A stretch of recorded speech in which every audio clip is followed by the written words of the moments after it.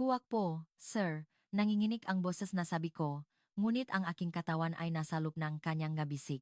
Ang magaspang at matitigas niyang braso ay mahigpit na yumakap sa akin, at ang puso ko'y parang sasabog sa sobrang kaba.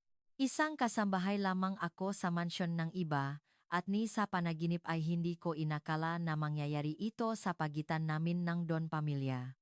Ngunit ang hindi ko pa alam noon, ay may mas malalim pa siyang itinatagong lihim sa akin. Ang kwentong ito ay nagsimula 3 buwan na ang nakalilipas, sa unang araw ng pagpasok ko sa bahay na ito.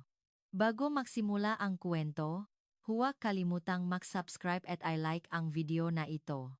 Hawak ang address na ibinigay sa akin ng employment agency, tinahak ko ang isang tahimik na kalye sa loob ng Forbes Park.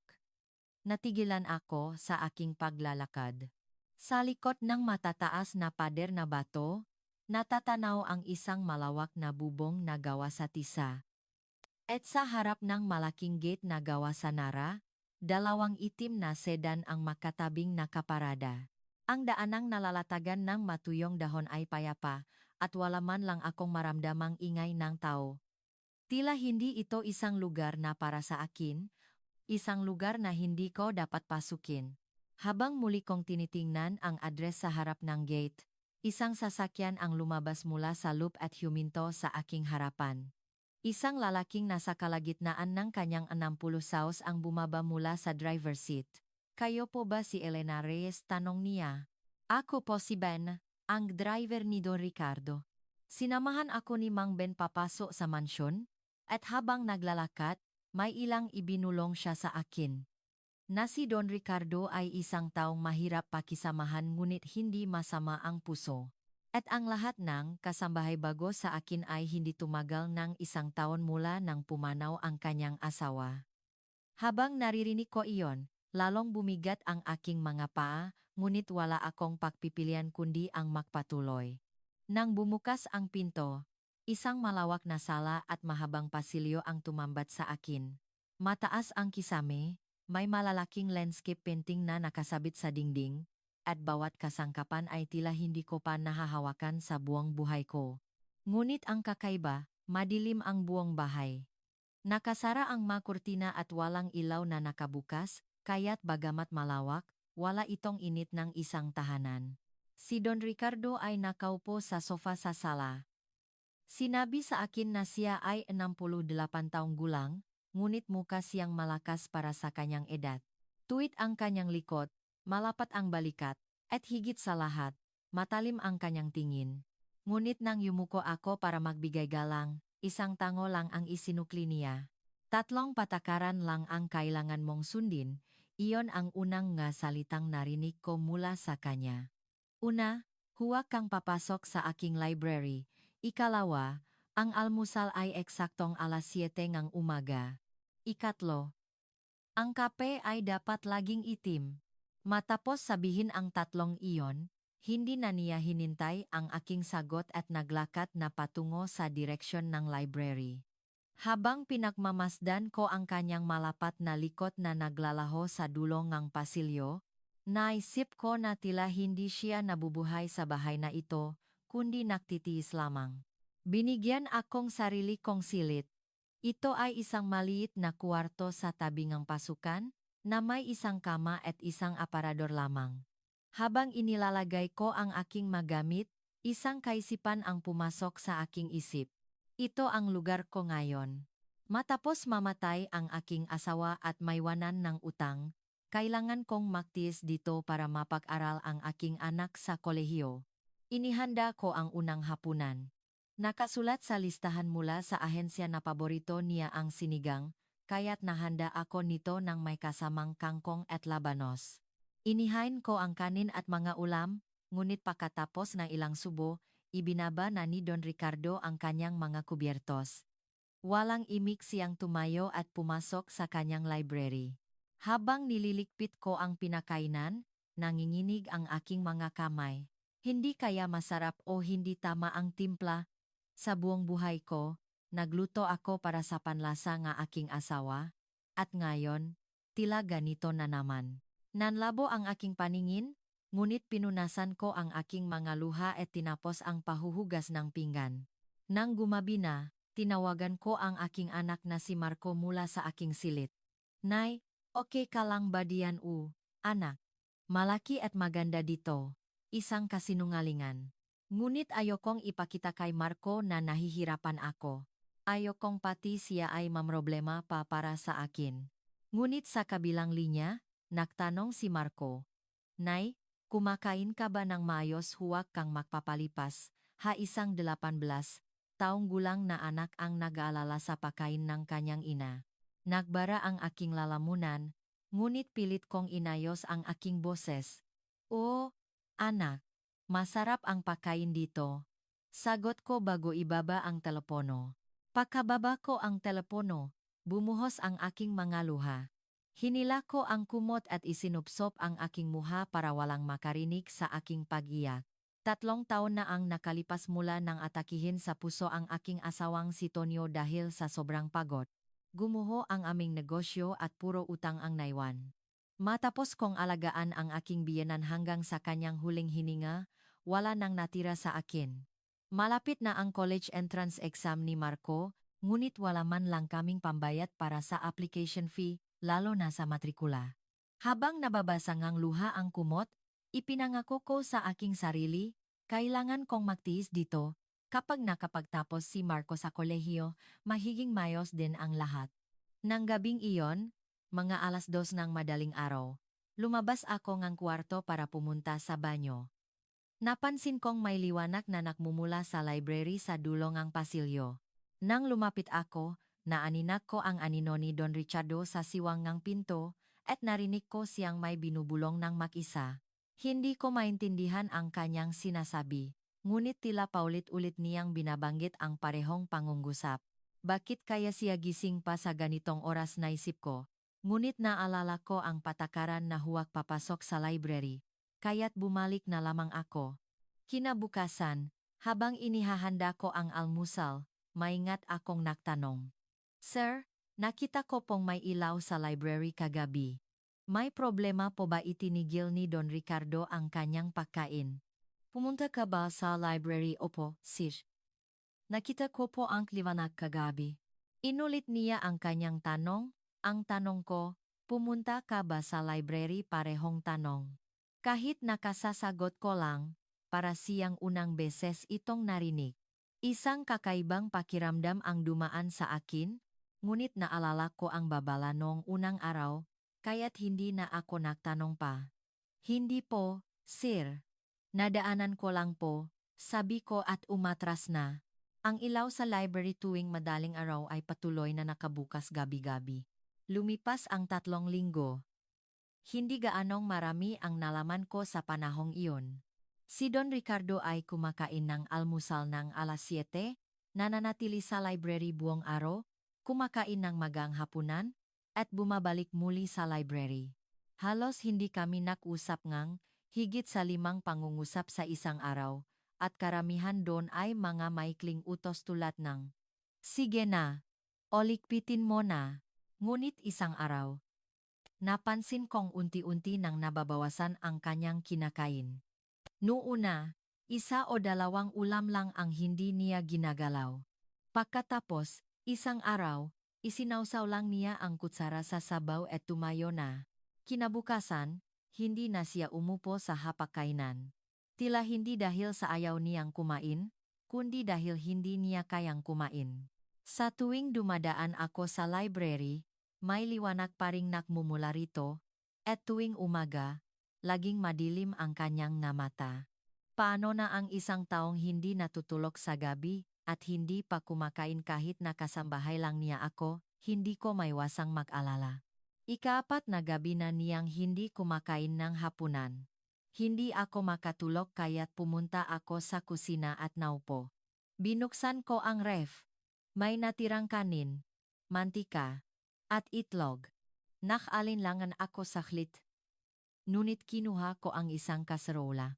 Hinugasan ko ang bigas, iginisa ito ng bahagya sa mantika, at dinagdagan ng maraming tubig bago ito isinalang sa mahinang apoy. Habang hinahalo ko ang lugaw, Tahimik ang kusina sa madaling araw, tanging ang tunog ng kumukulong lugaw sa kaserola ang maririnig. Ganito rin ang ginagawa ko noon kapag may sakit ang aking asawa. Noon, nagluluto ako kahit alam kong wala ng pag-asa, pero ngayon, hindi ko alam kung bakit ko ito ginagawa. Nang maluto ang lugaw, inilagay ko ito sa isang maliit na mangkok at ipinatong sa labas ng pinto and library. Naglagay ako ng kutsara at isang maliit na tuwalya dahil mainit pa, hindi ako kumatok. Ang unang patakaran ay bawal pumasok sa library. Iniwan ko lang ito doon at bumalik sa aking silid.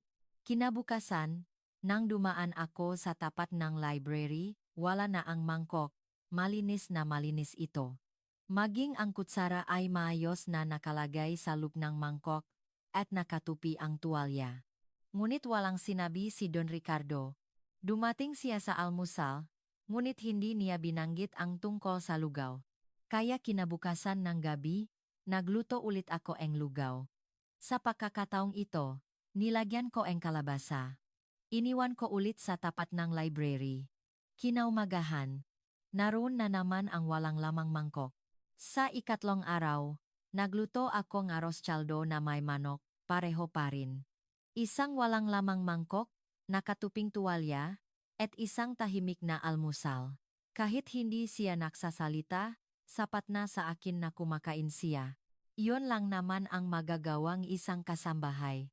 Sa ikapat na madaling araw, matapos kong iwanan ang lugaw, bumalik ako sa aking silid, ngunit iba ang tanawin kinaumagahan. Wala ang mangkok sa tapat ng library. Nagulat ako at naglakad papuntang kusina, at doon, sa pasukan ng kusina, nakatayo si Don Ricardo, hawak ang walang lamang mangkok sa isang kamay. Nanlamak ang buong katawan ko.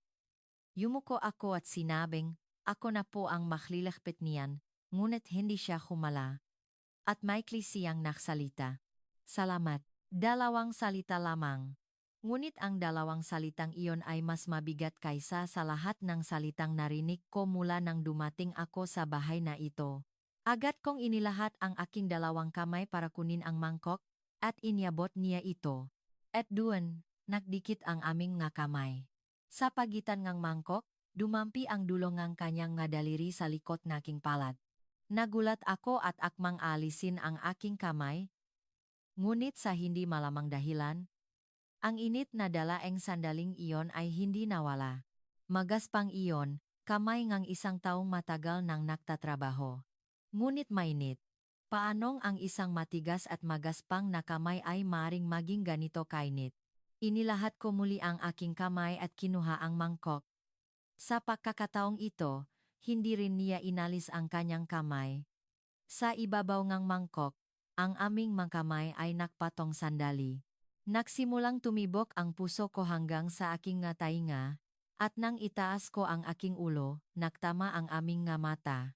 Isang babala ang umalingaw-ngaw sa aking isip, ngunit hindi ko maalis ang aking kamay. Hindi ko alam kung gaano katagal iyon.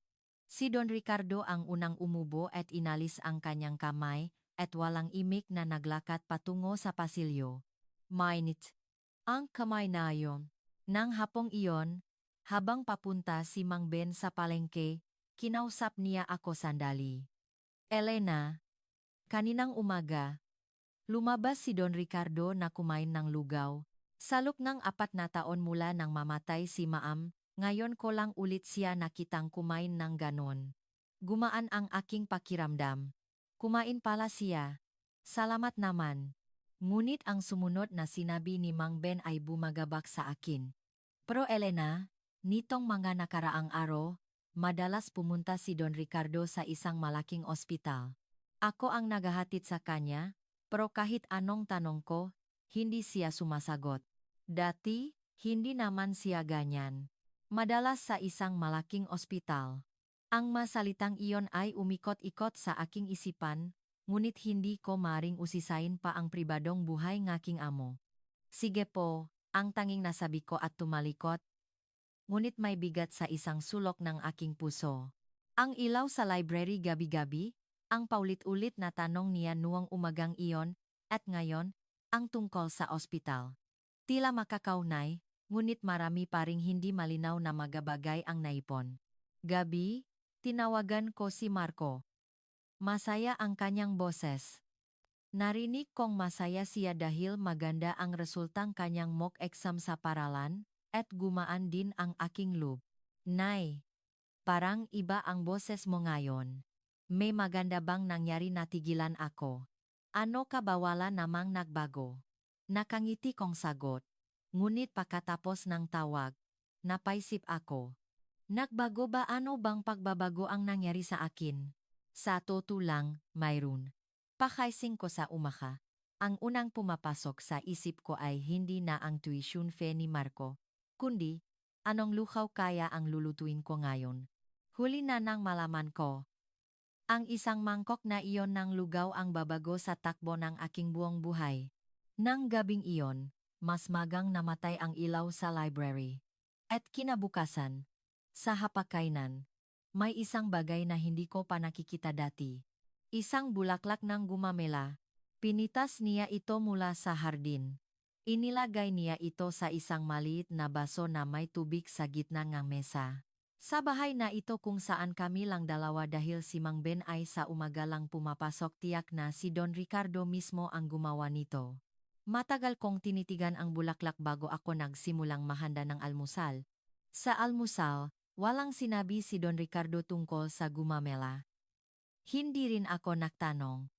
Ngunit ng araw na iyon, inubos niya ang kanyang pagkain at maikling sinabi, "Masarap ang sabaw, hindi maalat." Ang isang salitang iyon ay mas makahulugan pa kaysa sa 100 salita para sa akin. Mula nang dumating ako sa bahay na ito, hindi pa siya kailanman nakomento tungkol sa lasangang pagkain. Lumipas ang 6 na linggo. Ang gumamela sa mesa ay pinapalitan ng bago tuwing 2 o 3 araw, at kahit na nakukunwari akong hindi ko napapansin, tuwing umaga ay tinitignan ko kung nandun pa rin ang bulaklak. Ang pagkain ni Don Ricardo ay hindi na may kukumpara sa dati, at minsan, pagkatapos kumain, siya pa mismo ang nagdadala ang walang lamang pinggan sa kusina. Ang sandali ng pagdampi ng aming makamay ay nagpapatibok pa rin ng aking puso, ngunit ngayon, hindi na ako naiinis sa kaba na iyon. Isang gabi sa pagsisimula ng taglamig. Pagkatapos ng hapunan, habang papunta si Don Ricardo sa library, huminto siya sa pasilyo. Elena. Iyon ang unang pakakataon.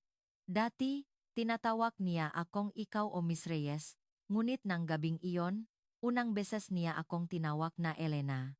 Nagulat akong lumingon, at itinuro ni Don Ricardo ang direksyon ng pasukan. Magpapahangin ako sa labas. Samahan mo ako. Isang paglalakad sa hardin. Mula nang dumating ako sa bahay na ito, hindi pa kami kailanman lumabas na kaming dalawa lang. Naksot ako ng makapal na jacket at sumunod sa kanya. Malawak ang hardin. Bagamat nalibot ko na ito habang naglilinis sa umaga, iba ang pakiramdam sa gabi. Sa isang sulok nga hardin, may isang punong gumamela na punong pulang bulaklak. At sa ilalim nito, may isang bangkong kahoy. Unang umupo si Don Ricardo, at ako na may umupo sa kabilang dulo. Matagal kaming walang imikan. Umihip ang malamig na hangin, at isang bulaklak ng gumamela ang nahulog sa lupa. Si Don Ricardo ang unang nagsalita. 4 na taon na ang nakalipas mula nang pumanaw ang asawa ko. Kalmado at mababa ang kanyang boses. Kanser daw. Nang matuklasan, huli na ang lahat at hindi na umabot ng 6 na buwan. Sa huling araw niya sa ospital, hinawakan niya ang kamay ko at sinabing, "Huwag kang kakain mag-isa. Dapat may kasama ka palagi." Habang sinasabi niya iyon, bahagyang nanginginig ang kanyang boses. Nakatungo lang ako habang nakikinig, at unti-unting bumigat ang aking dibdib, dahil mayroon din akong katulad na karanasan. Hindi ko rin nasabi iyon sa asawa ko, bigla kong nasabi. Isang bagay na hindi ko inaasahang lalabas sa aking bibig. Lumingon si Don Ricardo at tiningnan ako. Nang atakihin sa puso ang asawa ko, inaalagaan ko noon ang aking biyenan. Nang makarating ako sa ospital, Wala na siyang malay at hindi ko man lang nahawakan ng maayos ang kanyang kamay. Gusto ko sanang may sabihin sa kanya sa huli, pero wala akong nasabi. Naramdaman kong nanginginig ang aking boses. Ngunit pinigilan ko. Hindi ako dapat umiyak sa bahay ng iba. Ngunit sinabi ni Don Ricardo, pareho pala tayo. Sa isang salitang iyon, gumuho ang lahat ng pinipigilan ko. Pareho ang isang mayamang chairman at isang kasambahay na tulad ko ay pareho nagsimulang mangati ang aking ilong, ngunit para hindi makita ang aking luha, tumingin ako sa ibang direksyon. At noon, may idinagdag siyang isang salita na nagpatigil sa akin. Carmen. Ang hanginangi. Huminto siya sa pagsasalita. Natigilan din ako. Charmen. Iyon ang pangalan ng kanyang yumaong asawa. Saglit na ipinikit ni Don Ricardo ang kanyang mga mata, at pakmulat niya, itinaman niya. Ah, pasensya na, Elena. Na kunwari siyang walang nangyari, ngunit bahagyang nanigas ang kanyang malabi. Kahit alam kong hindi ako ang tinatawag niya, hindi ko alam kung bakit ganon na lang ang kirot sa aking dibdib. Ang paulit-ulit na ilaw, sa library, ang dalawang beses na pagtatanong niya noong umagang iyon, ang kuwento tungkol sa ospital bumalik ang kakaibang pakiramdam, ngunit ipinagpalagay ko na lang na dahil iyon sa mga alaala. Akala ko, iyon na ang lahat. Tatangayo na sana ako mula sa bangko. Gabi na po, kailangan niyo nang pumasok. Unang tatayo sana ako. Ngunit hinawakan ni Don Ricardo ang aking kamay. Sandali pa. Tila huminto ang tibok ng aking puso. Ang kamay ni Don Ricardo ay nakahawak sa aking kamay, at ang init nito ay umakyat sa aking braso hanggang sa aking dibdib. Dahan-dahan niya akong hinila palapit. Nanigas ang aking katawan. Naglalaban sa aking isipan ang pag-isip na hindi ito tama at ang pagnanais na huwag bitawan ang init na ito. Habang nararamdaman ko ang init ng kanyang katawan, unti-anting lumuwag ang aking mga kalamnan. Naramdaman kong matatag ang kanyang dibdib. Isang matigas at mainit na katawan para sa isang 68 taong gulang. Nawala lahat ng iniisip ko. Habang tumatagal ang yakap, itinaas ko ang aking ulo at nakita ang nga mata ni Don Ricardo na malapit sa akin. Hindi ko namalayang ipinikit ko ang aking nga mata, at naglapat ang aming nga labi. Nung una, maingat, ngunit unti-unting lumalim. Humihingal ako, hindi ito tama. Siya ang amo ko, at ako ay isang kasambahay lamang. Ngunit hindi ko mapigilan. Nagulat ako. Naramdaman namin ang isa't isa, at sabay kaming pumasok sa silid. Malalim na ang gabi, at nagpatuloy ang aming pag-iisa. Sa tuwing ako'y hinihingal, hinahaplos ang kanyang kamay ang aking likod, at sumasandal ako sa haplos na iyon habang nakapikit. Nakahiga sa kanyang mabisik, tinitigan ko ang kisame. Panaginip ba ito? Salamat, sabi niya. Matagal na panahon na mula nang makaramdam akong may kasama, sa mga salitang iyon, muling tumulo ang aking nga luha. Ngunit sa pagkakataong ito, hindi ito luha ng kalungkutan. Mainit. At nakakatakot. Natatakot akong mawala ang init na ito. Nang Sabado na iyon, dumating ang apo ni Don Ricardo na si Angela.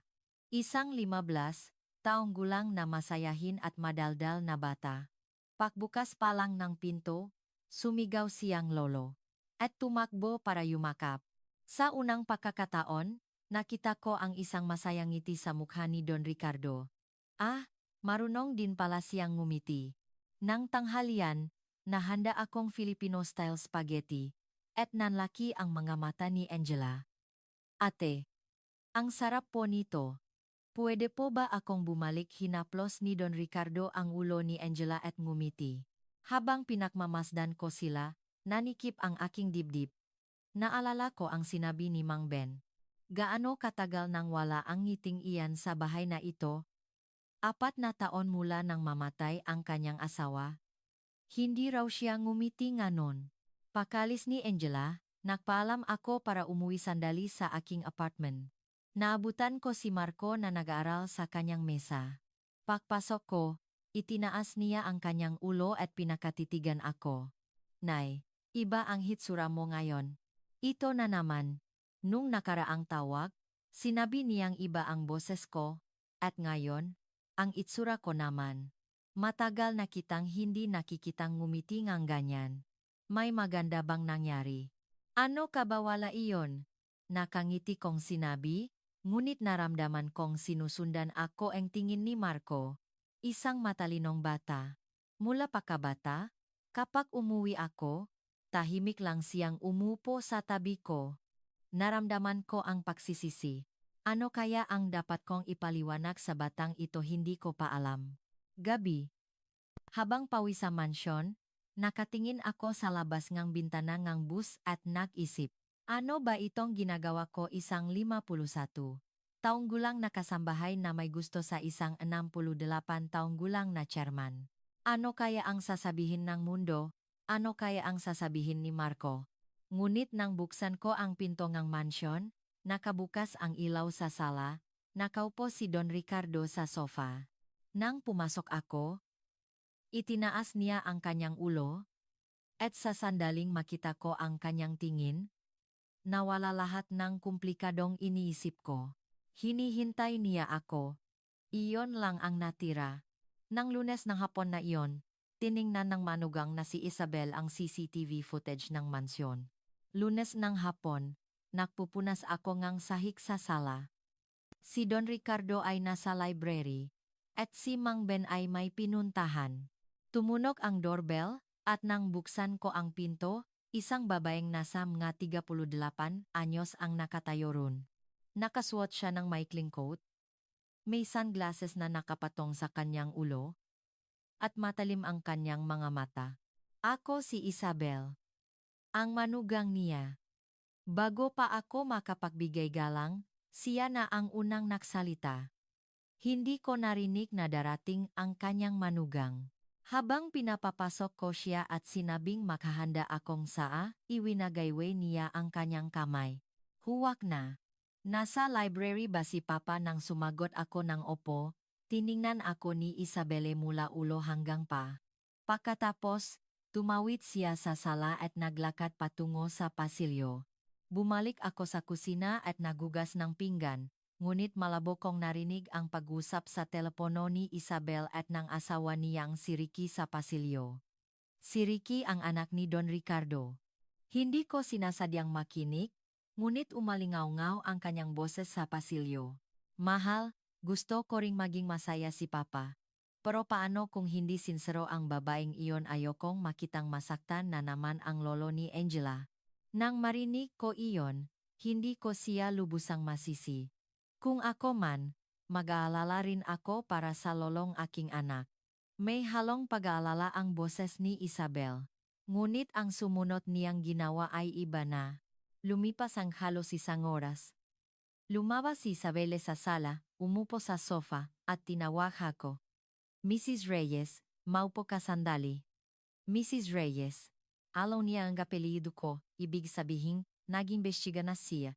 Nang maupo ako sa tapat niya, kinuha ni Isabella ang isang brown envelope mula sa kanyang handbag at inilagay sa mesa. Tingnan mo ito.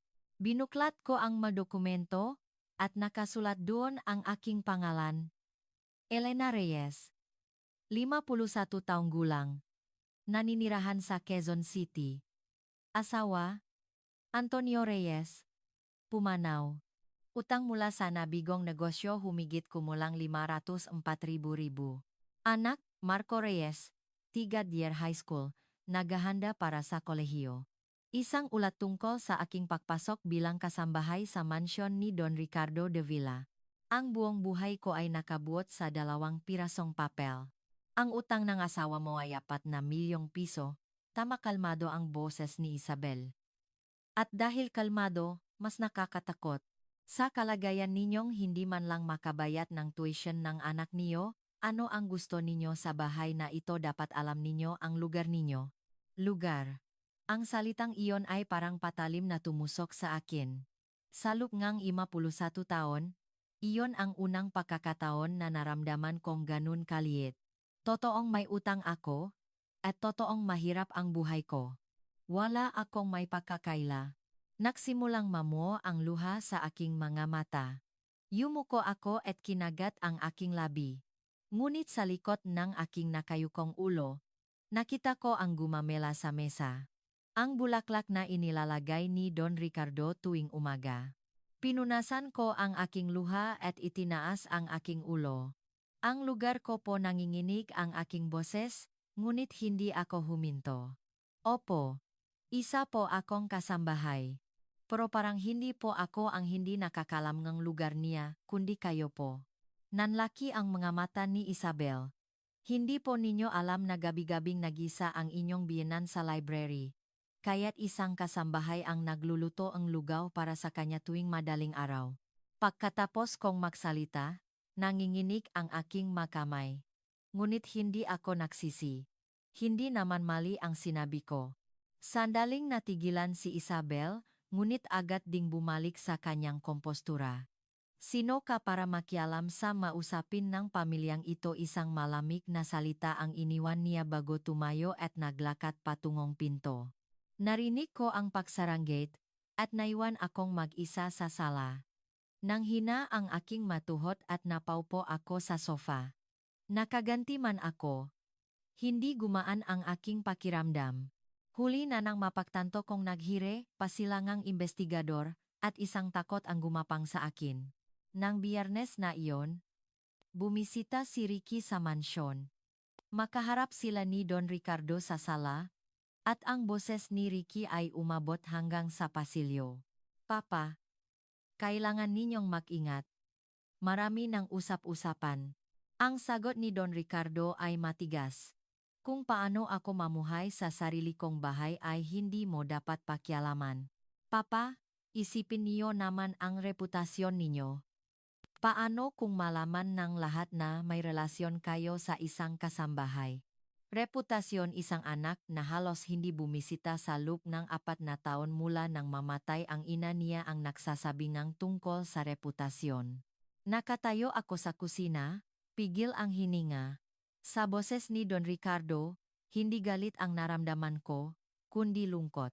Ang lungkot ng isang taong nag-isa sa malaking bahay na ito sa loob ng 4 na taon. Umalis si Ricky nang walang imik. Inihanda ko ang hapunan para kay Don Ricardo, ngunit ng araw na iyon, halos hindi niya ginalaw ang pakain. Malalim na ang gabi. Sa aking silid, inilabas ko ang aking maleta.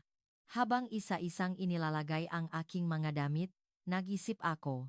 Kung magtatagal pa ako rito, magiging pabigat lang ako kay Don Ricardo at hindi rin ito makakabuti sa akin. Kailangan kong makaipon para sa tuition ni Marco, kailangan kong humanap ng ibang trabaho. Sa isip ko, malinaw na ang lahat, ngunit ang aking makamay ay patuloy na humihinto. Tumulo ang aking luha sa ibabaw nga damit. Noon, may kumatok sa pinto. Pagbukas ko, nakatayo si Don Ricardo. Nang makita niya ang aking namumuktong mga mata, nanigas ang kanyang ekspresyon. Sino ang gumawa niyan sa'yo? Mababa at nanginginig niyang boses.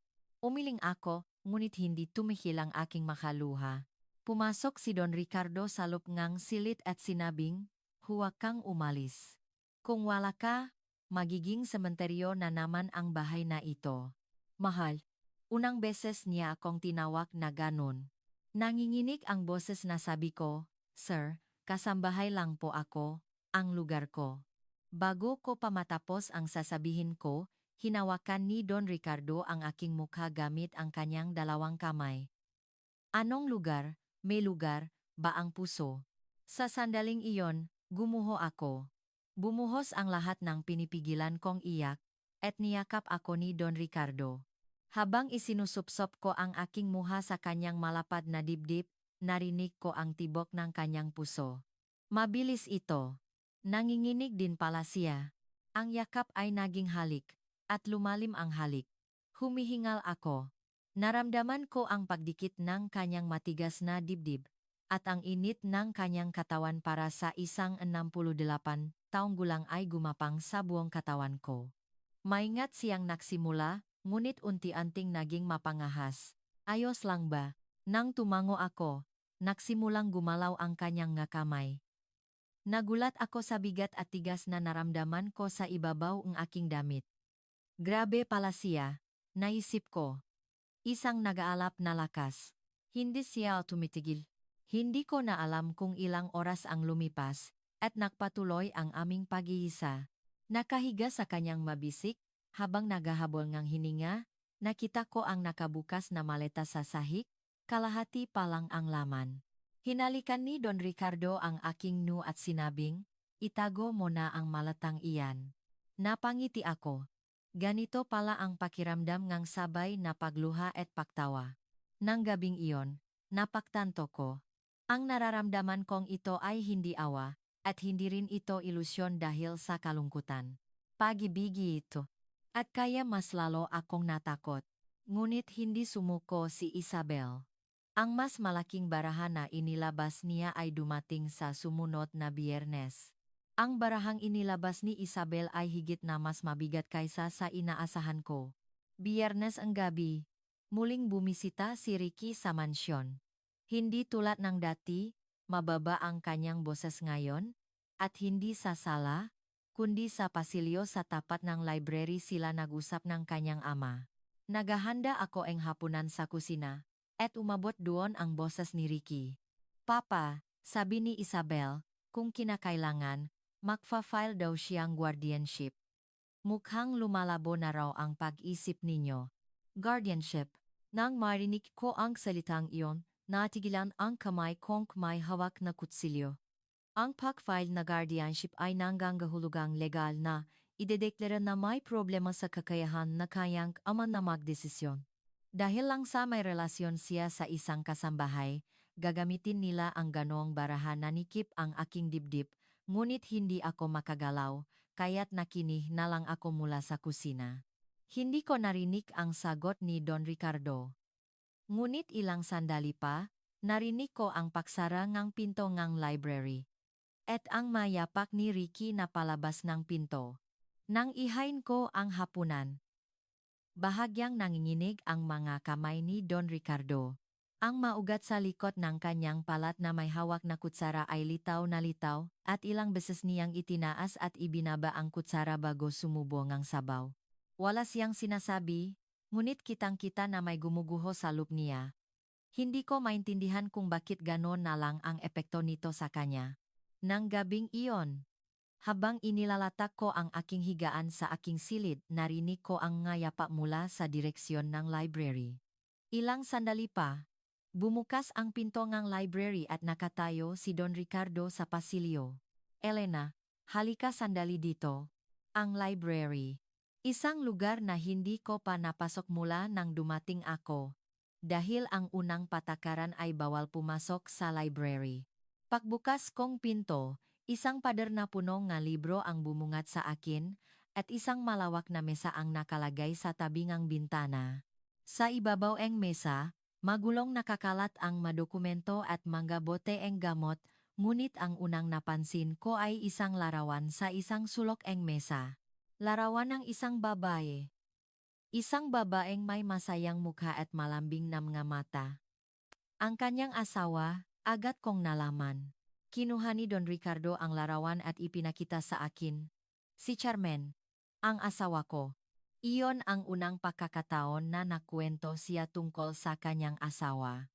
Bagamat maikli niyang nabanggit ito sa hardin, ito ang unang pagkakataon na ipinakita niya pati ang larawan.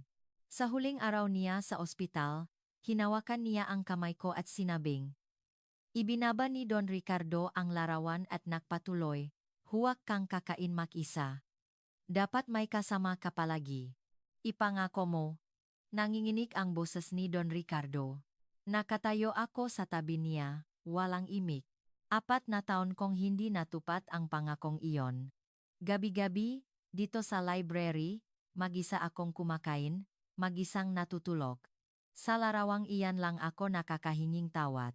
Nagsimulang mamuo ang luha sa aking mga mata, kaya pala gabi-gabi ay may ilaw sa library niya. Mag-isa niyang tinitingnan ang larawan ng kanyang asawa at nagtitiis. Pero nang magiwan kang lugaw, nagbago ang lahat. Nagsimula akong abangan ang umaga. Sa unang pagkakataon sa loob ng 4 na taon, tiningnan ako ni Don Ricardo. Namumula ang kanyang mamata, ngunit hindi siya lumuha. Salamat, Elena. Yumuko ako at pinigilan ang aking luha. Nakita ko ang mga botang gamot at mga dokumento sa kanyang mesa, ngunit hindi ko magawang itanong kung ano ang mga iyon. Ang tanging naramdaman ko ay ang bigat ng kanyang kalungkutan na dumagan sa aking dibdib. Paglabas namin ng library, hinawakan ni Don Ricardo ang aking kamay. Walang imik kaming nagtungo sa master's bedroom. Pareho naming hindi alam kung ano ang mangyayari kinabukasan, at pareho naming naramdaman na maaring ito na ang huli. Huwag ka munang umalis ngayong gabi. Sa silid, marahan niya akong niyakap. Isang yakap na may bahid ng kalungkutan. Patawad. Bakit po? Pagkatapos ng bukas huminto siya sa pagsasalita.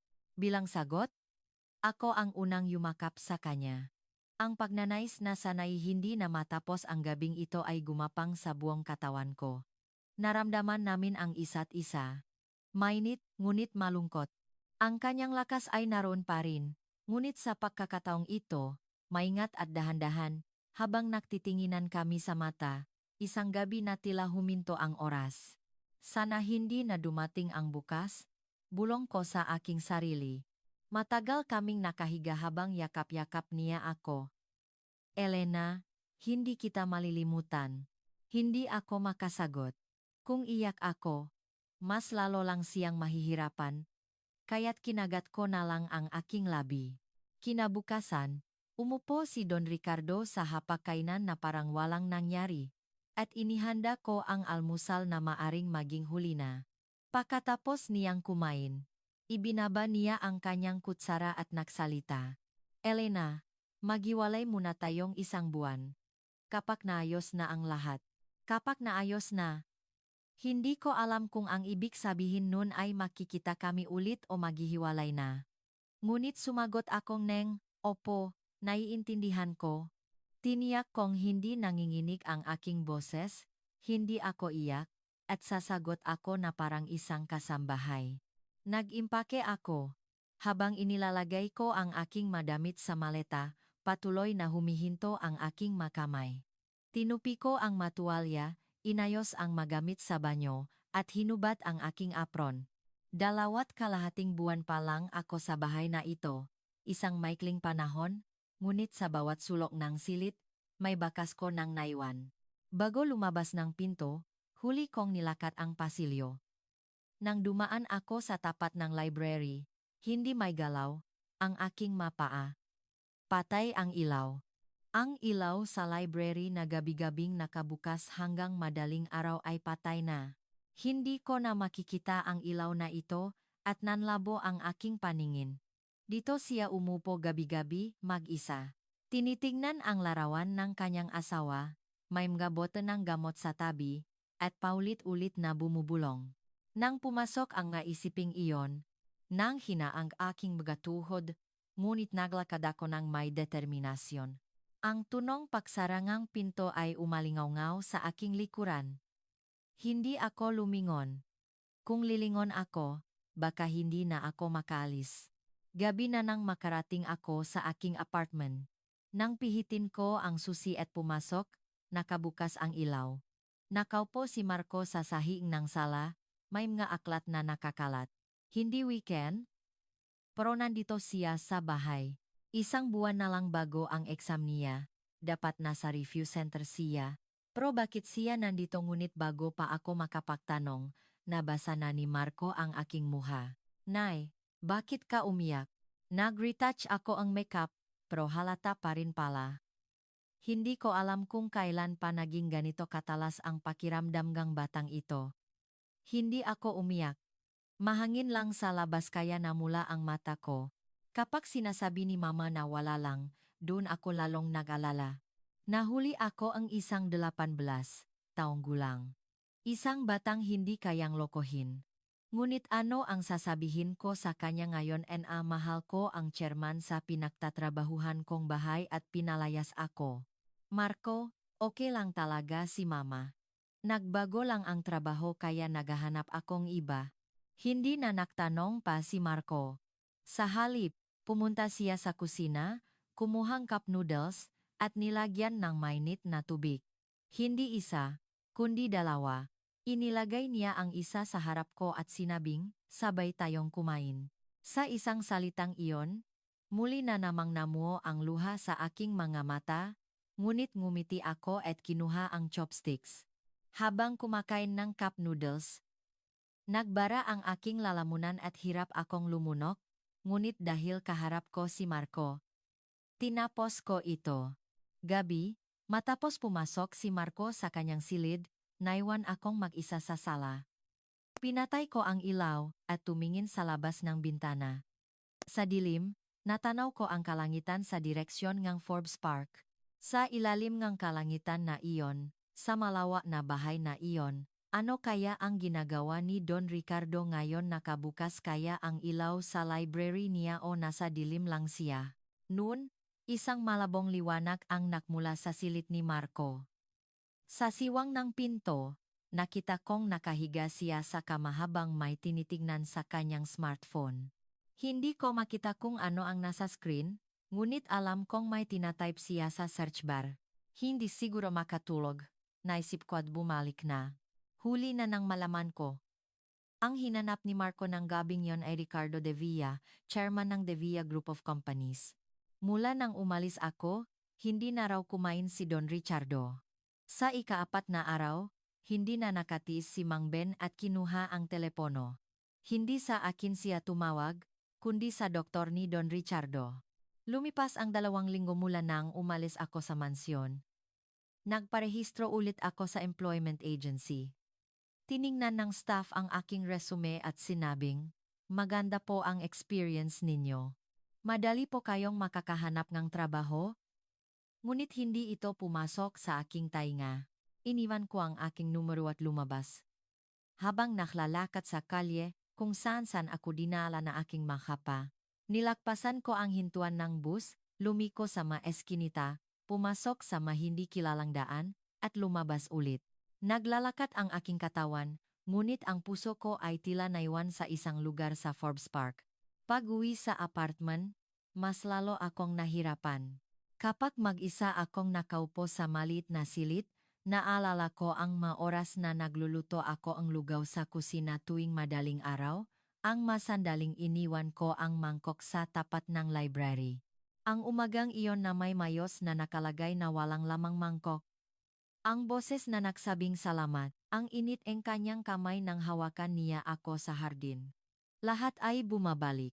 Gabi-gabi, hindi ako makatulog. Kapag nakahiga at nakatingin sa kisame, naalala ko ang ilaw sa library. Nakabukas pa kaya o patay na kung patay, mas nakakatakot iyon.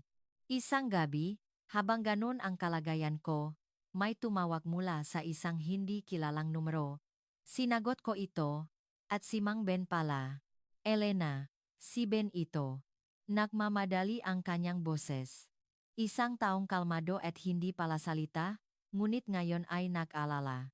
Ito ang unang pagkakataon na narinig ko siyang ganon. Nasa panganib si Sir. Kailangan nating mag-usap. Panganib. Nanlamig ang aking katawan. Nagtanong ako kung anong nangyari, ngunit sinabi ni Mang Ben na hindi pwede sa telepono at kailangan naming makita kinabukasan. Pagkatapos ng tawag, hindi ako nakatulog buong gabi. Kinabukasan ngang hapon, nakita kami ni Mang Ben sa isang cafe sa siyudad, malayo sa mansyon. Nakaupo siya sa tabi ng bintana, at nang makita niya ako, napabuntong hininga siya. Elena, nahirapan ka siguro. Mang Ben, ano po bang nangyari kay Sir? Matapos umorder ng kape, kinuha na pero hindi na pwedeng ganito. Unang binuksan ni Mang Ben ang brown envelope. Lumabas ang mga dokumento mula sa ospital. Nakatatak ang pangalan ng isang malaking ospital, at sa pangalan ng pasyente, nakasulat ang Ricardo de Villa. Nang basahin ko ang diagnosis, napigil ang aking hininga. Early stage dementia. 6 na buwan na po siyang nadiagnose. Wala siyang pinagsabihan. Kahit sa anak niya, Sa manugang niya, o sa akin. Nalaman ko lang po ito nang maglinis ako sa library niya at makita ang mga papeles. Nawala ako sa sarili. Ang ilaw sa library. Ang paulit-ulit na tanong niya nung umagang iyon. Ang pagkakamali niya ngang pangalan ko sa hardin. Ang sinabi ni Mang Ben na madalas siyang pumunta sa ospital. Ang mahiwa-hiwalay na piraso ay nagsimulang makabit-kabit. Ngunit mahirap itong tanggapin. Kaya po pala ganun si Sir. Opo. Ang paulit-ulit niyang pagsasalita at pagkalito sa mapangalan, napansin niyo rin po, di ba ito po ang dahilan? Mababa ang boses ni Mang Ben. 40 taon niyang pinaksilbihan ang taong ito, at gaano kahirap para sa kanya na sabihin ito. Ngunit hindi huminto si Mang Ben. At kailangan niyo rin pong makita ito. Binuksan ni Mang Ben ang puting envelope. Lumabas ang isang deed of sale ng isang property. Isang kontrata sa pagbili ng isang maliit na apartment. At nang makita ko ang pangalan ng bumili, nanginginig ang aking mga kamay. Elena Reyes. Nakasulat ang aking pangalan. Isang maliit na apartment sa Quezon City. 2 bedroom unit. Bayad na lahat. Pati ang titulo ay nakapangalan na sa akin. Kailan po ito? Halos hindi ako makapagsalita. Mga 1 buwan matapos kayong dumating, ipinagawa niya po ito sa akin. Tahimik lang daw na ayusin. Sabi niya, hindi pwedeng mawalan ng matitirhan ang babaeng iyon dahil sa akin. Pinaalis niya ako habang tinitiyak na mayroon akong mapupuntahan, at wala man lang siyang sinabi sa akin. Nanginginig ang aking magakamay habang hawak ang kontrata, at nanlabo ang mga letra. Tumulo ang aking luha. Hinintay ako ni Mang Ben. Tahimik siyang nakaupo hanggang sa mapunasan ko ang aking mga luha, at marahan siyang nagsalita. Elena, 40 taon ko nang pinagsisilbihan si Sir. Nagsimula ako bilang driver, at mula nang mamatay si Maam, halos ako na rin ang naging katulong niya sa bahay. Pero mula nang dumating kayo, nagbago si Sir. Unang beses siyang naging parang tao ulit. Sa loob ng 40 taon. Ngayon ko lang siya nakitang ngumiti ngang ganun. Namumula na rin ang mga mata ni Mang Ben. Ang isang lalaking nasa kalagitnaan ng kanyang 60s na may namumulang mata ay mas lalong nagpadurok sa aking puso. At ito po, ipinagkatiwala niya sa akin. Ang huling inilabas ni Mang Ben ay isang sulat. Sa isang puting sobre, nakasulat ang para kay Elena.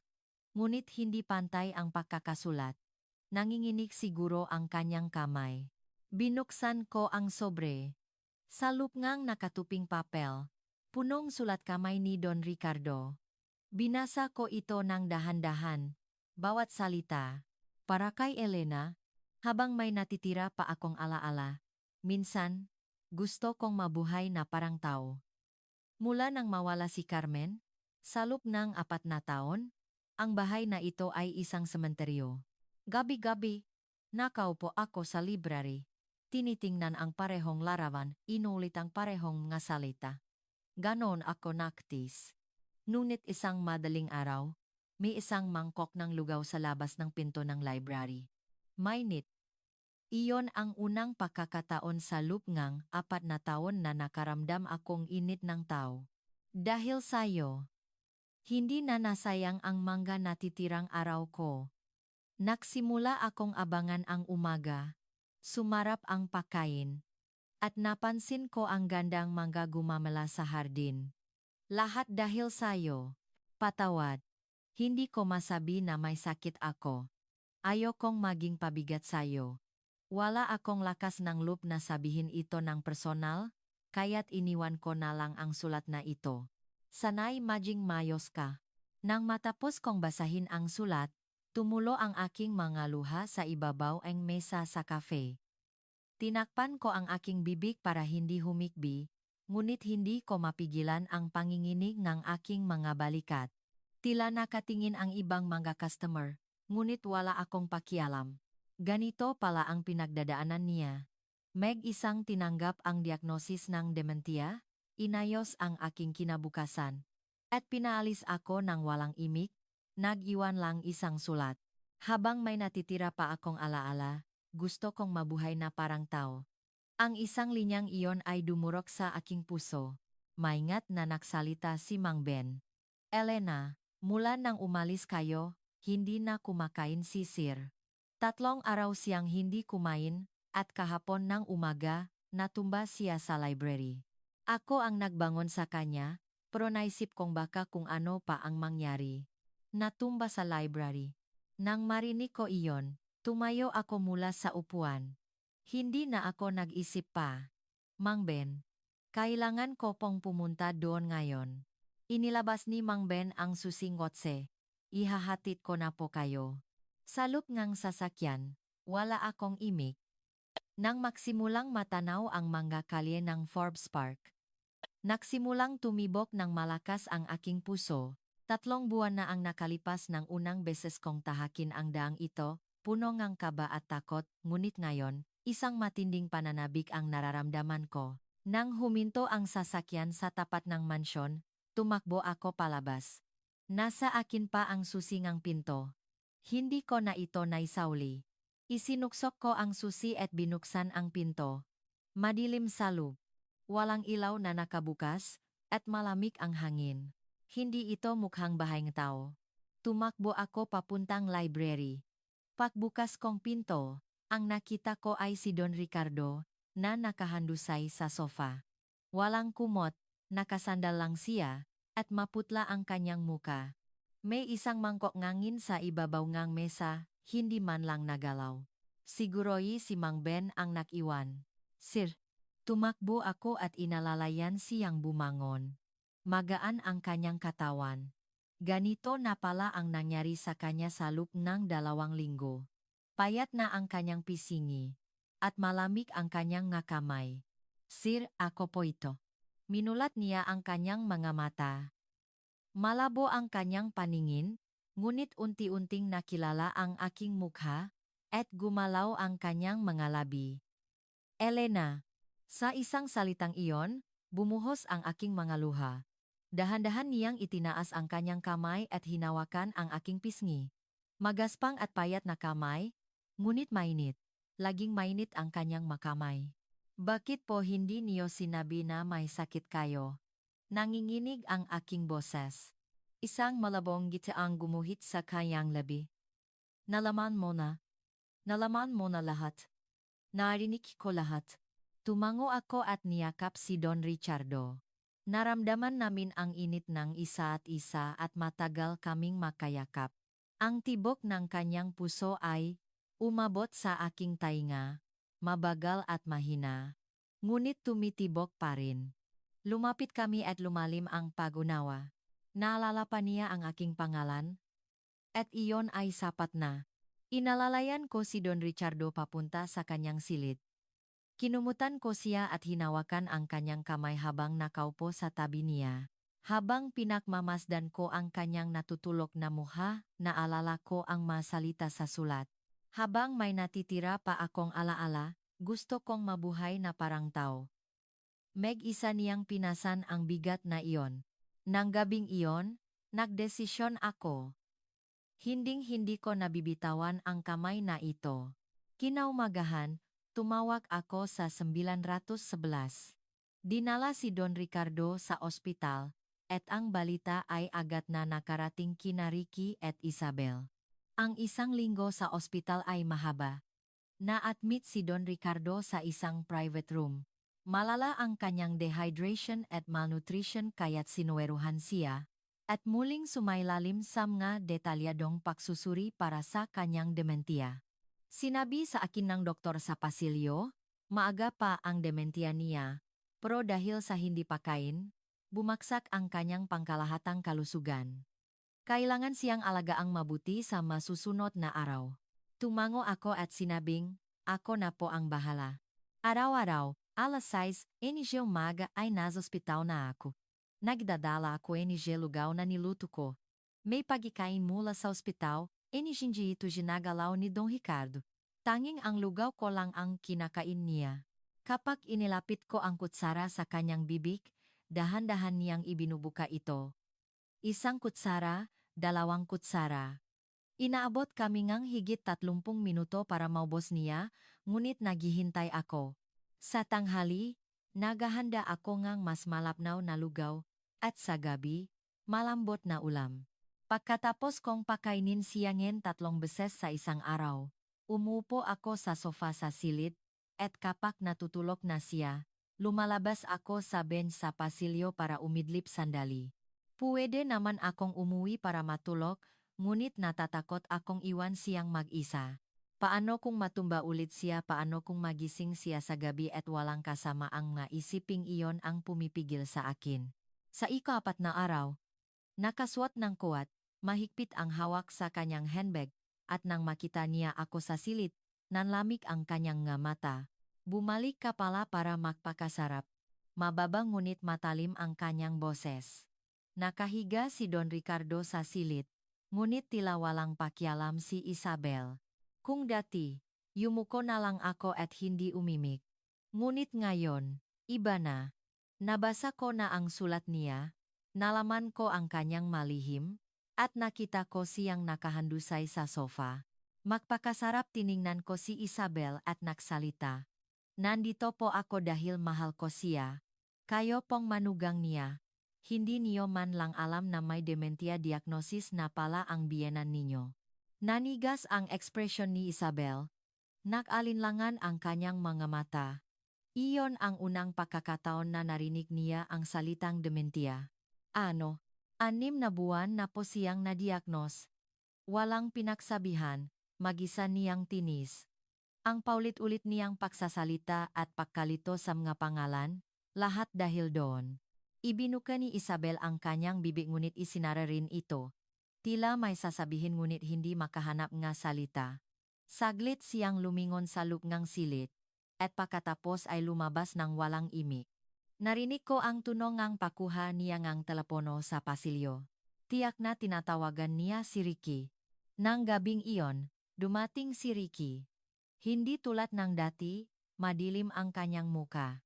Matagal siyang nakipag-usap sa doktor sa pasilyo, at tiningnan ang medical records ng kanyang ama. Habang binubuklat ang chart, huminto ang kanyang kamay sa isang pahina. Tiyak na ang dementia diagnosis record iyon. Isinara ni Ricky ang chart at matagal na nakatayo. Mula sa loop ng silid, habang binabantayan ko si Don Ricardo, nakita ko ang likod ni Ricky sa salamin. Nakayuko ang kanyang nga balikat. Ilang sandali pa, muling lumitaw si Isabel. Hinarap niya si Ricky sa pasilyo at may sinabi, ngunit sa pagkakataong ito, si Ricky ang unang nagsalita. Tama na. Maikli. 2 salita lang. Natigilan si Isabel. Mahal, pakinggan mo muna. Muling nagsalita si Ricky.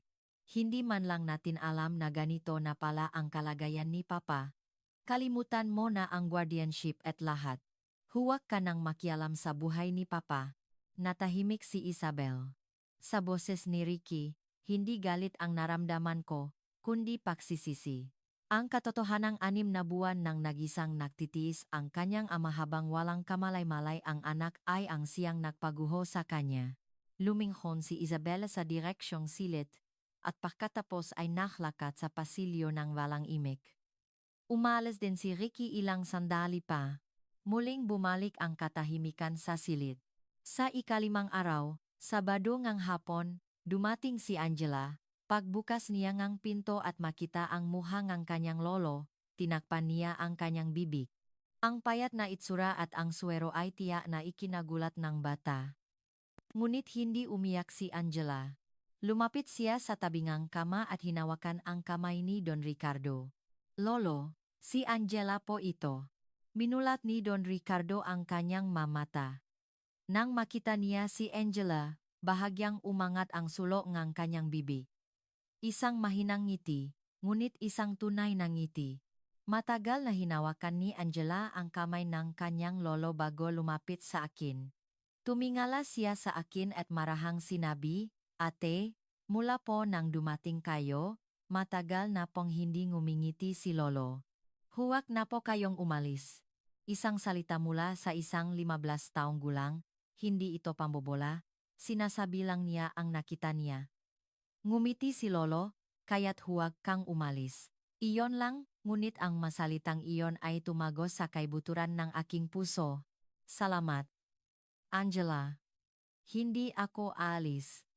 Hirap kong nasabi. Tumango si Angela at bumalik sa tabi ng kanyang lolo. At dumating ang ikapitong araw. Mga 3:00 ng hapon. Natutulog si Don Ricardo, at ako na may nakaupo sa sofa, at nagbabalat ng mansanas. Nang bumukas ang pinto, napatingin ako, at natigilan. Si Marco.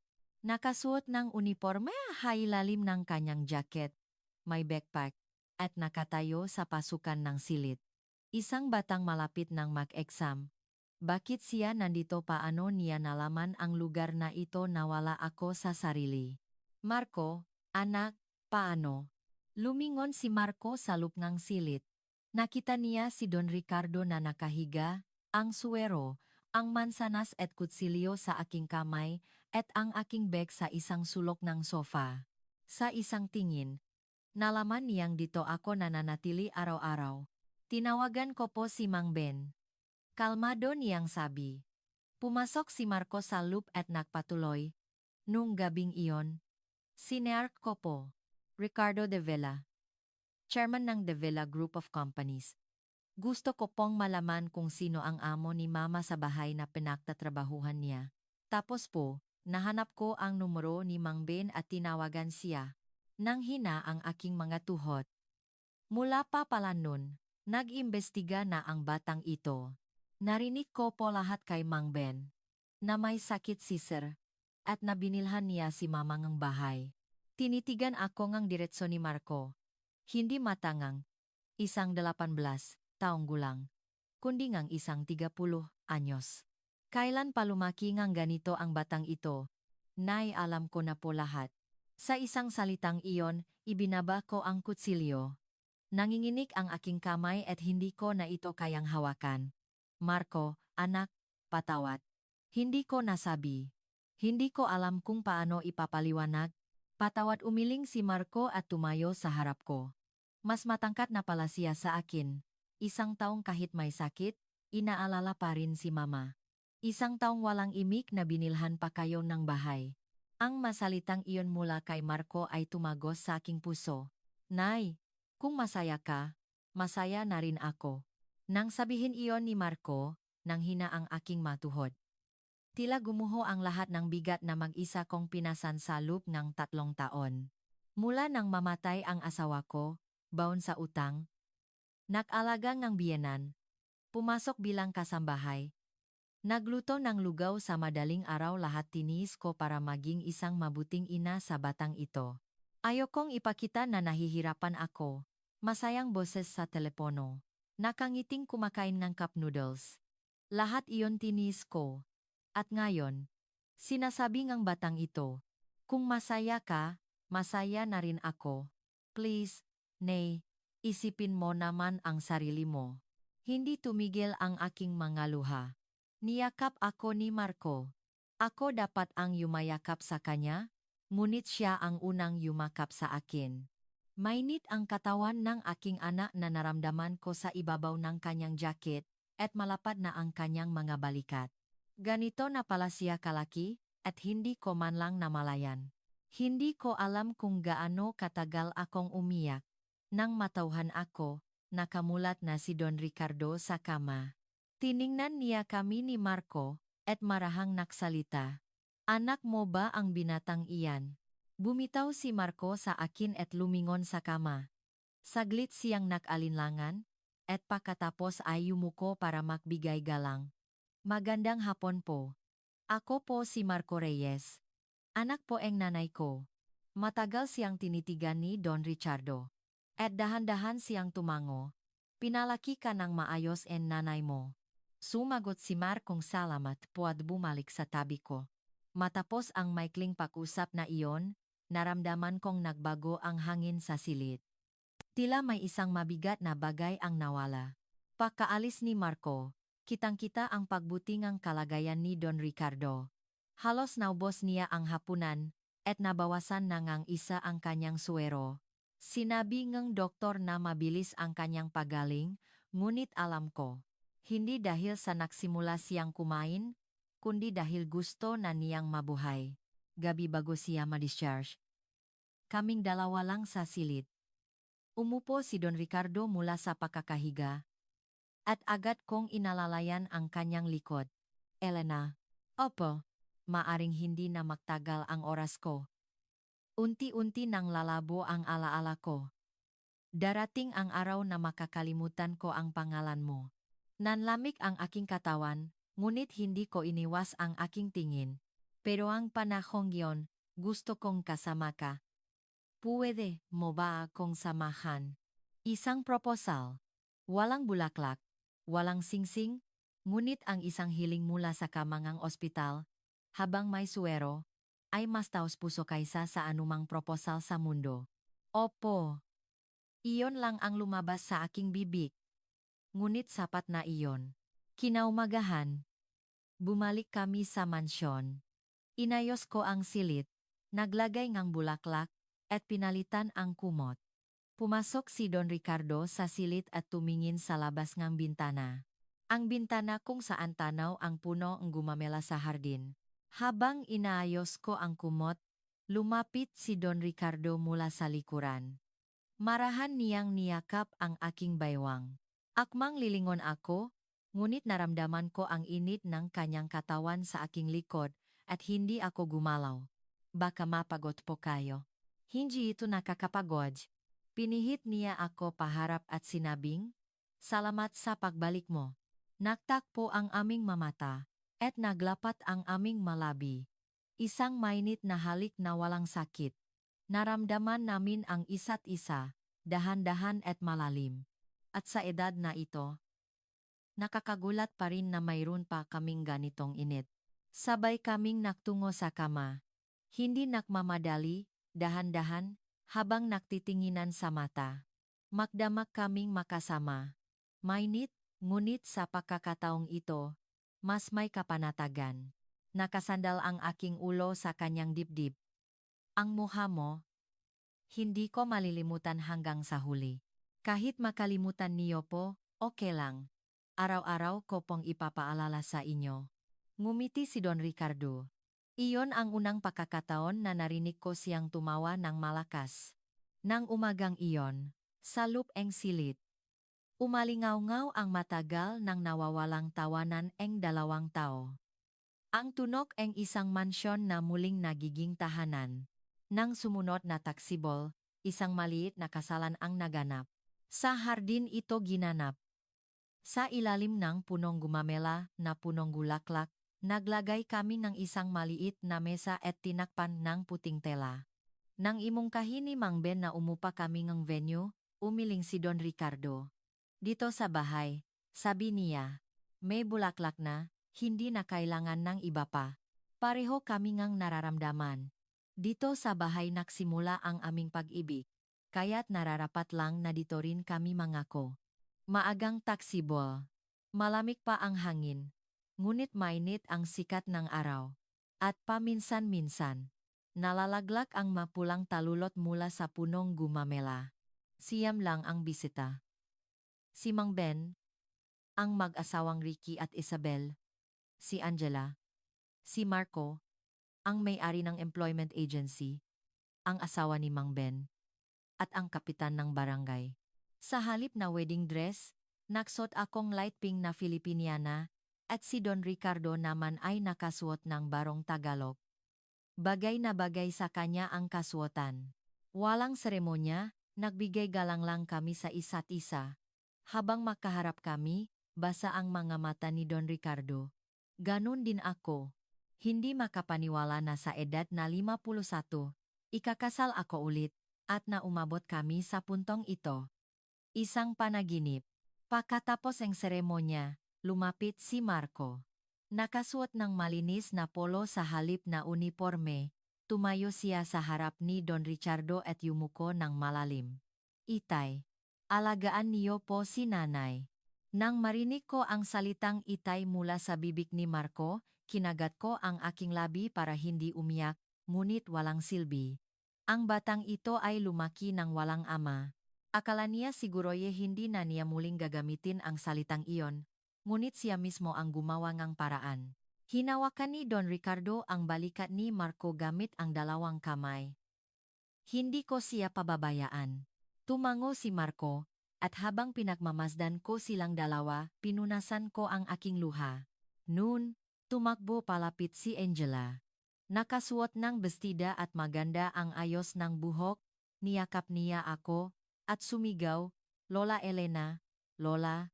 Hindi ate, kundi Lola ang tawag niya.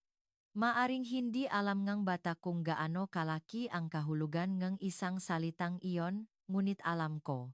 Ibig sabihin, tinanggap na niya ako bilang pamilya. Salamat, Angela. Niyakap ko siya at hinaplos ang kanyang buhok. May ibinulong si Angela. Pasayahin niyo po si Lolo. Ha? Oh. Lumapit si Ricky.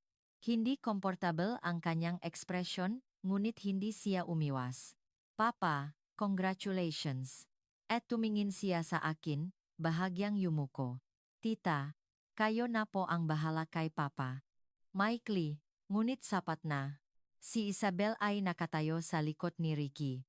Nang magtama ang aming nga mata, tumango siya. Iyon lang. Ngunit nagpapasalamat na ako. Ang pagpunta niya rito ay isang desisyon na rin.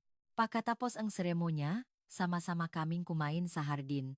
Isang handaan na inihanda ko mula madaling araw. Lechon, kare-kare, pancit, at lumpia. Hindi magarbo, ngunit sagana. 3 beses na nakrefill si Angela ng pancit. At habang pinakmamasdan ko si Marco na naglalagay ng lechon sa plato ni Don Ricardo, naisip ko, ito pala ang pamilya. Hindi perpekto, may ilangan pa, at may mga bagay na hindi palubusang naayos, ngunit nakaupo kami sa isang mesa at kumakain ng parehong pagkain. Sapat na iyon. Habang tinutulungan ako ni Mang Ben sa paglilikpit, tinawag niya ako sa kusina. Lumingon ako, at namumula ang kanyang nga mata. Ilang dekada na siyang driver ni Don Ricardo. Ma'am, ang saya pong tingnan ni Sir. Hindi pa ako sanay sa tawag na iyon, ngunit nang mula ito sa bibig ni Mang Ben, naramdaman ko ang init.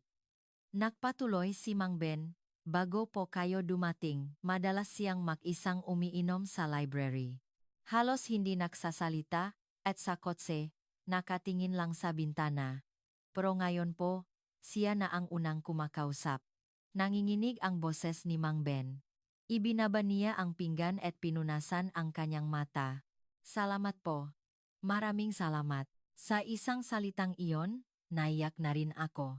Ang taong pinakamatagal na nagbantay kay Don Ricardo sa bahay na ito ang nagsasabi noon. Ang buhay namin pagkatapos ng kasal ay payapa. Tuwing umaga, sabay kaming kumakain sa hapag-kainan. Noong kasambahay pa ako, laging hiwalay. Pagkatapos kumain ni Don Ricardo, mag-isa akong kumakain sa kusina. Ngunit mula ng umagang iyon, makaharap na kami at sabay na kumakain ng parehong lugaw. Hindi na isang masang para sa isang tao lang, nagiba ang lasa ng isang mangkok ng lugaw. Parehong sangkap, parehong apoy, ngunit kapag may kasabay kang kumain, nagiging ibang-iba ang pagkain. Si Don Ricardo ay nagbabasa sa library, at ako na may nakaupo sa tabi niya, nagtatahi ng medyas o naghahanda ng masangkap para sa lulutuin. Sa hapon, naglalakad kami sa hardin. Ang pagupo sa bangko sa ilalim nga punong gumamela at panunot sa paglubog nga raw ang paborito kong parte nga raw. Isang gabi, habang sabay kaming nagbabasa sa library, ipinatong ni Don Ricardo ang kanyang kamay sa aking balikat. Itinigil ko ang pagbabasa at tumingala. Nakita ko ang liwanag sa kanyang nga mata. Tahimik kong isinara ang libro at tumayo. Sa pasilyo papuntang silid, hinawakan ni Don Ricardo ang aking kamay. At mahigpit ko itong hinawakan. Hindi kami nagmamadali. Walang dapat ikabahala.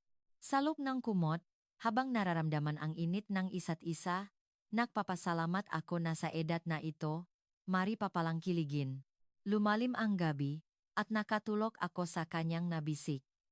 Ang pag-ibig na naging pang-araw-araw ay tahimik ngunit malalim. Naging mas palakwento si Don Ricardo. Mga kwento noong kabataan niya, ang unang pakikita nila ni Maam Carmen, ang araw na unang niyang binuhat si Ricky. Minsan, inulit niya ang parahong kuwento, ngunit nakikinig ako na parang unang beses kong narinig. Dahil sa makwentong iyon nakapaloob ang kanyang buhay, at habang may alaala pa siya, gusto niyang may makarinig nito. Mga 1 buwan matapos ang kasal, tinawag ako ni Don Ricardo sa library. May isang brown envelope sa ibabaw ng mesa. Tingnan mo ito. Binuksan ko ang envelope. Sa loob, may madokumento para sa pagtatatak ng isang foundation. Natigilan ako nang makita ko ang pangalan. Elena Reyes Scholarship Foundation. Sir, ano po ito? Ginawa ko iyan sa pangalan mo. Binuklat ko ang mga papeles, at nakasulat ang layunin nito, Financial Aid for Children of Single-Parent Households. Habang binabasa ko ito, nagsalita si Don Ricardo. Para ang mataong katulad mo ay hindi na kailanganing magsimula bilang kasambahay sa bahay ngang iba. Nanlabo ang mapapeles na hawak ko. Namuo ang luha sa aking mga mata. Isang scholarship foundation na nakapangalan sa akin. Isang foundation na tutulong sa mainang tulad ko na mag-isang nakpapalaki nga anak at kinakapos sa pera. Ang nakaraan ko, na dati isang kahihiyan, ay binibigyan niya nga kahulugan. Salamat po. Iyon lang ang nasabi ko. Hinawakan ni Don Ricardo ang aking kamay at sinabing, ako ang dapat magpasalamat, ngunit matagal kong yakap-yakap ang mga papeles habang umiyak. Nakbago ang panahon. Lumipas ang taksibol at dumating ang tag-araw. Nalanta na ang magumamela, ngunit namukatkat naman ang marosas, at ang ingay ngang makulihlih, ay pumapasok sa bintanang library. Paksapit ang taglagas, nanilaw ang nadahon, at sa isang malamig na umaga, isinilit ni Don Ricardo ang aking kamay sa kanyang bulsa dahil malamig daw. Lumipas ang taglamig at dumating muli ang taksibol. Ganon kabilis lumipas ang 1 taon. Sa panahong iyon, unti-unting dumalas ang nga sandaling lumalabo ang kanyang alaala. May mga araw na 3 o 4 na beses niyang inulit ang parehong tanong, at may mga pagkakataong natutulala siya sa library habang may hinahanap. Ngunit mas marami pa ring magagandang araw. Mga araw na tinatawag niya ang pangalan ko habang naglalakad sa hardin, mga araw na ngumingiti siya at sinasabing masarap pagkatapos kumain, mga araw na hinahawakan niya ang kamay ko habang sabay kaming nagbabasa sa library. Ang mga araw na iyon ang nagpapatatak sa akin. Ngunit may isang bagay na hindi mapipigilan. Isang umaga, habang binubuksan ko ang kurtina sa tabi ng kama, narinig ko ang boses ni Don Ricardo mula sa likuran. Sino ka? Lumingon ako. Nakaupo si Don Ricardo sa kama at nakatingin sa akin, ngunit wala ako sa kanyang mamata. Matang ang isang taong nakatingin sa isang estranghero, huminto ang tibok na aking puso. Huminga ako ng malalim at tumupo sa tabi.